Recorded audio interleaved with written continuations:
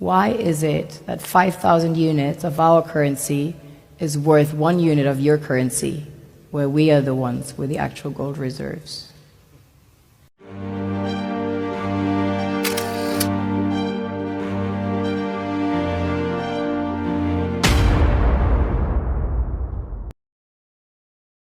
I've got one that can see. Good afternoon. I am Malens. My country is called Sierra Leone. The land is golden, literally, a true paradise.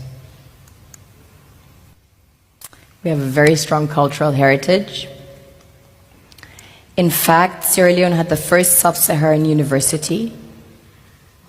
Prior to that, there was one in the Kingdom of Timbuktu, which was the first university in the world, succeeding the great Gnostic schools of Egypt and Osiris. On a deeper level, we are blessed with the real treasures, the kings and queens of this world desire.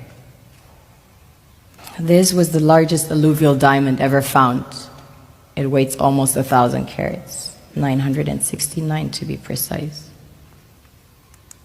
This beauty was found by an old lady in her backyard about 2 years ago, 125 carats. Some people mine gold in their backyards. That's quite common.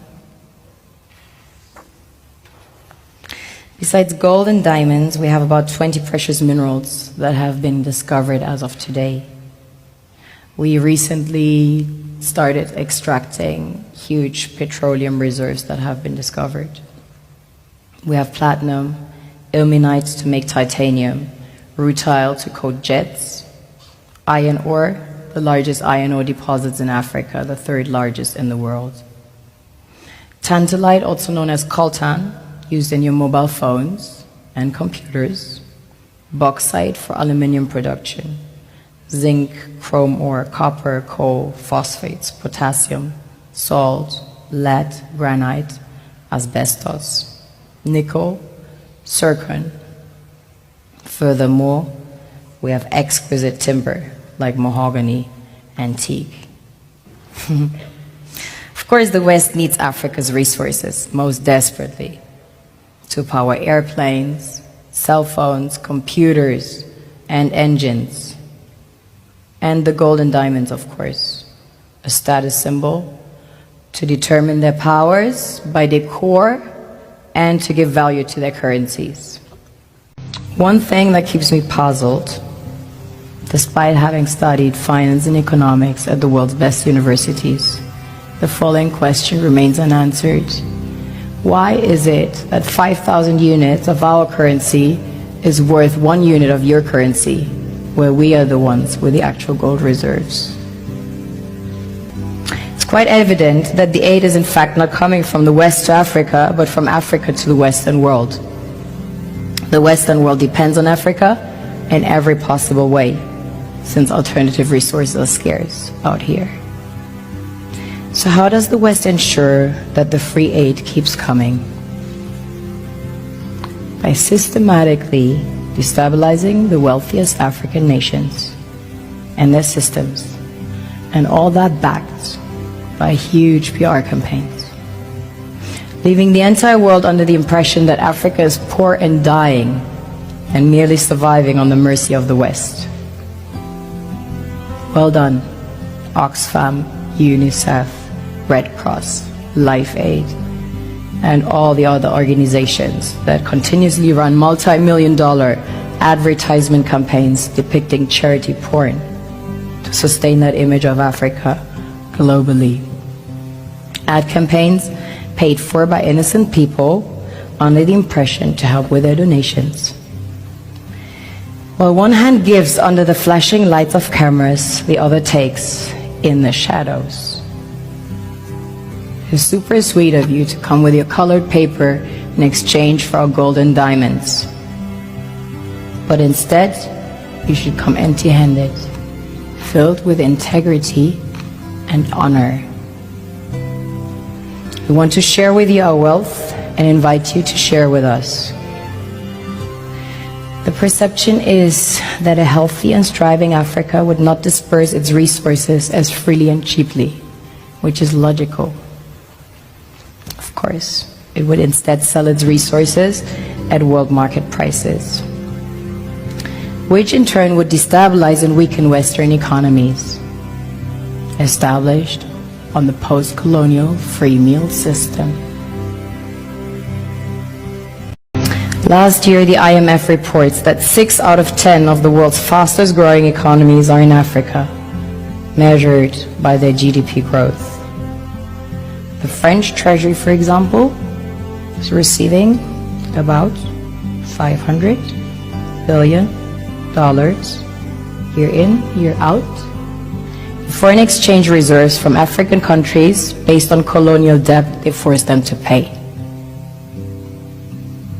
Former French President Jacques Chirac stated in an interview recently that we have to be honest and acknowledge that a big part of the money in our banks comes precisely from the exploitation of the African continent.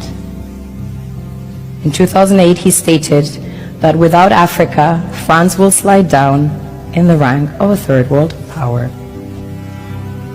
This is what happens in the human world, the world we have created. Have you ever wondered how things work in nature? One would assume that in evolution the fittest survives. However, in nature, any species that is overhunting, overexploiting the resources they depend on as nourishment, natural selection would sooner or later take the predator out because it offsets the balance. Sub-Saharan Africa has been fundamental to the global prosperity of the advanced countries. And Africa had a role to play. It has a role as a raw material producer. We will not allow Sub-Saharan Africa to escape that. Okay, we do everything to keep Sub-Saharan Africa where it is, also impoverished. It's absolutely vital for the prosperity of everyone else. So let's get clear about that. Okay, and this means all the economic structures, all the global institutions, and the economics we teach everyone is all designed to keep Africa exactly where it is. And whether it is Europe or US or now China, it's always the same. We need Africa to be impoverished because we need those raw materials and we need them dirt cheap. Okay, so that's the message. It doesn't mean to say that there's nothing Africans can do. Of course there is. This is what it's about. Because if Africa does do something different, I assure you living standards of all those in Europe and North America and Asia is going to fall. Okay? And that is a big price to pay. I assure you that the West is not going to allow that without a big fight. Okay, so the job of many Western academics is to convince Africans they have to keep doing what they're doing. Okay? And to show them it's your fault that you're poor. It's not our fault. It's your fault that you're poor. You know, so this is what we do in academic institutions. We know the basic forces that have caused this underdevelopment. We know it's colonization. We cannot afford to allow Africa to industrialize and start producing manufactures. Okay, so we will do everything to stop that.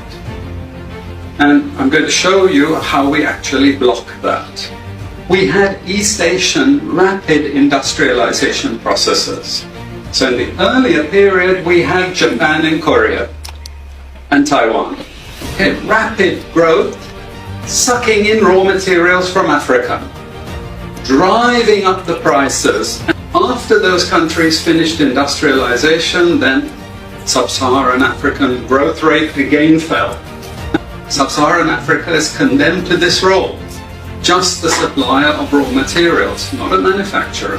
The currencies are collapsing of these countries, and many of them are Sub-Saharan African countries. After colonization ended, we needed new structures to keep these countries where they were. Okay? And the first of those is aid. Okay, we give them aid. Aid for what? Actually, we give them aid to keep repressive regimes in power. That's all. All the hypocrisy about transparency and democracy and bullshit like that, it's all bullshit. But it would go to country after country offering loans. And if the president did not accept the loan, they were killed. It's just economics. It's economic warfare. The rich declare war on the poor. It happens everywhere. It happens in a country. The rich control the government. Of course they do. You really believe you have democracy? Come on. You know, I mean, grow up. Who has all the subsidies and income support? US, Europe. The largest budgets in the world for supporting their farmers are Europe and US. You see, we're keeping them dependent. We're keeping them on a string. This next round of the WTO is designed to block that. To block anyone else